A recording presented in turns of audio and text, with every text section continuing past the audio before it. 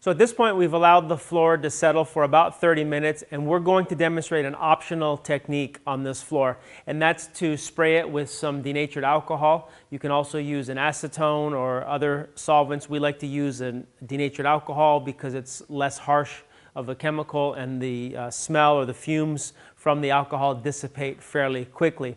But what this is going to do is going to cause the pigments to start kind of separating a little bit on the floor, and it creates a real unique look, almost like a crater type look. Some people refer to it as a lunar look, but it creates just a real nice look, even like a hammered copper type look. So we have our denatured alcohol in our spray bottle, we have our safety glasses, and we'll go ahead and just start randomly spraying this out on the floor.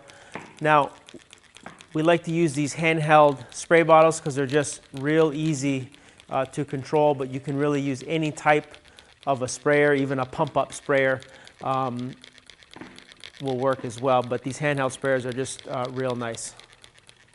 And we go ahead and we just randomly spritz it all around the space. If you get a little bit up on the walls like that, it's really not a big deal. The alcohol is clear, and it also evaporates almost instantly if it hits any surface like a wall or anything else. And you just have to determine how much of this you want to do.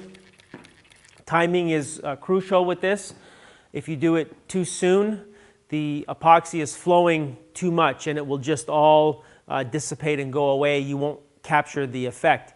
If you wait too long, then you could actually form an actual crater in the epoxy because the epoxy will have set up too much and it doesn't have any flow for that crater to fill back in and go away. So what we do is we go at about the 30-minute mark and we test a little bit in a corner somewhere, watch it for a couple of minutes, and if you see the effect holding, then you know it's okay to go ahead and do the rest of the floor. 30 minutes seems to be about the right mark, but depending on temperatures and things like that, it could be 45 minutes, it could even be upwards of an hour.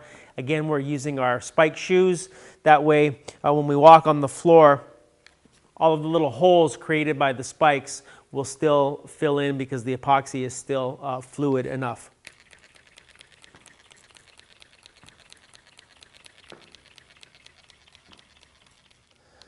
So you can see the effect that it creates, and you can notice that there's separation going on with the pigments. It creates these little shapes, little pattern on the epoxy.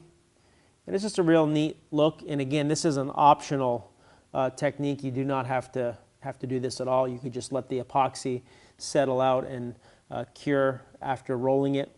But this is a neat effect that we thought we would show you.